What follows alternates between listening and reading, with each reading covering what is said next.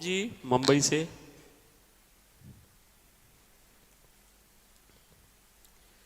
श्री राधा वल्लभ श्री हरिवंश, श्री गुरु जी के चरणों में कोटि कोटि प्रणाम। देरी से आने के लिए क्षमा चाहता हूँ। गुरु जी, मेरा प्रश्न यह है कि अगर हमें किसी सामान्य व्यक्ति से प्रेम होता है तो हमें उसका चिंतन हमेशा होता रहता है। अगर वही व्यक्ति हमसे प्रेम करे तो वह चिंतन और भी दृढ़ बन जाता है। परंतु सत्संग में यह सुनने के बाद भी कि प्रभु हमसे बहुत प्रेम करते हैं, उन्हीं की कृपा से हमें ये मानव शरीर मिला है, वृंदावन धाम मिला है, गुरुजी से दीक्षा मिली है, हमें प्रभु का निरंतर चिंतन क्यों नहीं होता? हमें क्या त्रुटि हो रही है?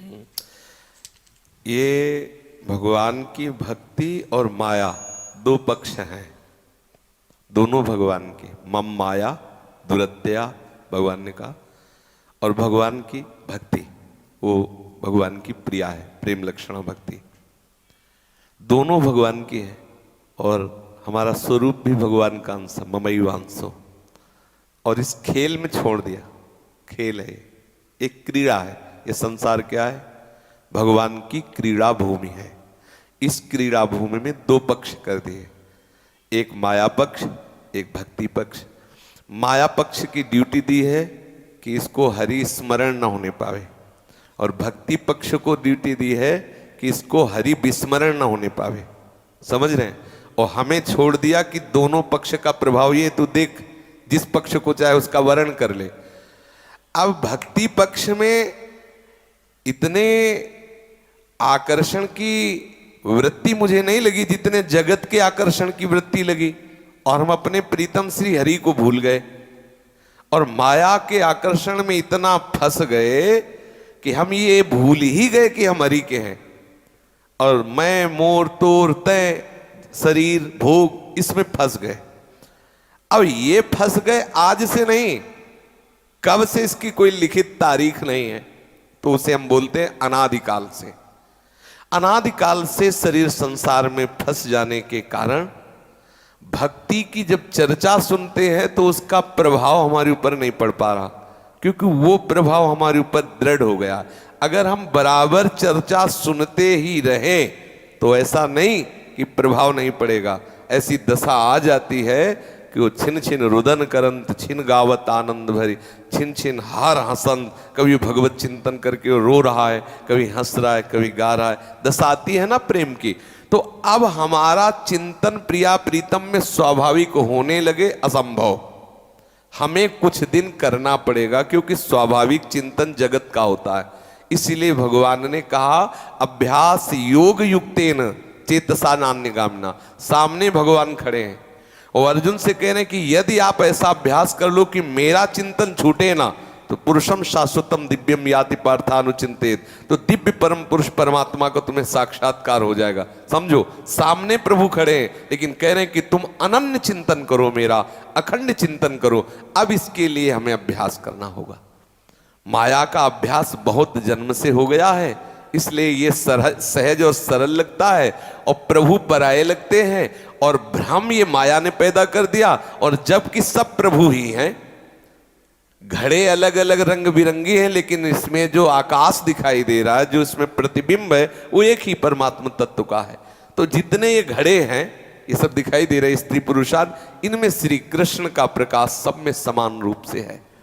हम वो ना देख पा के नाना प्रकार के नानात्व में फंस गए। इसे मोह कहते हैं, अविद्या कहते हैं, माया कहते हैं, अज्ञान कहते हैं। सत्संग करते हुए जबरदस्ती मन को भजन में लगाते रहे तो धीरे धीरे जैसे जैसे अज्ञान नष्ट होगा, अविद्या नष्ट होगी, भगवान प्यारे लगने लगेंगे। और जहां पूरी माया नष्ट हुई तो केवल भगवान ही भगवान है, माया है ही नहीं, ना थी, ना है, ना रहेगी। वो थे, वो है, वही रहेंगे। ये बात अनुभव में आ जाएगी। ठीक है ना? उदास, निराश, हताश, ये हमारी डायरी से हट जाना चाहिए। हमें प्रतिपल उत्साहित होकर के दिखाई नहीं दे रहा, लेकिन मुझे भजन करना है। वो मुझे प्यार कर रहा है, मुझे अनुभव में नहीं आ रहा है, लेकिन इसीलिए गुरु बनाया जाता है कि मुझे तो कुछ पता नहीं। जैसे अभी आपको कहा जाए आप निधिवन जाइए, बड़ा आनंद बरस रहा है, तो आप कहोगे निधिवन कहाँ है? यहीं वृंदावन में। मुझे पता नहीं, तो मैं ये आदमी देता हूं, चले जाओ। अब वो आदमी निधिवन ले जाए चाहे कसाई वाड़े ले जाए, तुम बिल्कुल पैर बढ़ाते चले जाओ, क्योंकि तुम्हें विश्वास है कि ये हमें भेजा गया निधिवन के लिए, और आप विश्वास पूर्वक उसके साथ चले जा रहे हो। नहीं चले जा रहे हो। जब एक साधारण जगह जानने के लिए प्रगट में हम किसी व्यक्ति का भरोसा कर रहे हैं, तो हम प्रभु को जानने के लिए सदगुरुदेव के बताए हुए वाक्य, बताए हुए उपासना पद्धति, बताए हुए मार्ग पर बिना किसी हिचक के चल दे, तो वो तो धोखा दे सकता है, वो कहीं और ले जा खड़ा कर, लेकिन ये जहां भी पहुंचाएगा वहीं प्रभु होंगे।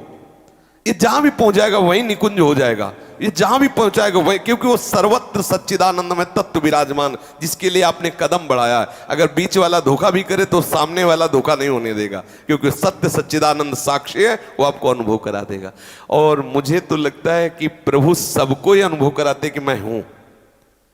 डॉक्टर भजन नहीं करता, लेकिन वो जब आप उससे ज्यादा जोर करो कि ऑपरेशन सफल हो जाना चाहिए, तो वो भी कहता है कि प्रयास हमारा सफल तो भगवान करें। नहीं, वो भजन नहीं करता, वो भगवान की आराधना नहीं करता, लेकिन उसको भी पता है कोई सत्ता, चाहे जितना बड़ा कोई हो, धनी मानी बलवान दंडो दुष्ट गुंडा जो भी कहो, वो भी एक बार समझता है कि कोई है जो हमसे भी परे है, कोई है जो सब पर शासन करने वाला है। तो ऐसे भक्तजनों को अनुभव में ना आवे, ये तो मुझे नहीं लगता, क्योंकि दुष्टों को भी अनुभव में आता कि है कोई, हर प्रयास कर लिया लेकिन मेरी विजय नहीं हो रही, है कोई सत्ता जो मुझे, अब वो समझ नहीं पा रहा है बेचारा, लेकिन वो इतना तो जानता है कोई है। तो हमें प्रभु पर दृढ़ विश्वास करना होगा और फिर इस मार्ग में चलना होगा, तो आप सब रहस्य जान जाओगे भगवान के, और फिर इतने प्यारे लगेंगे प्रभु कि आप जी नहीं सकते प्रभु के बिना। थोड़ा दिन धैर्य धर के अभ्यास करते आगे बढ़े।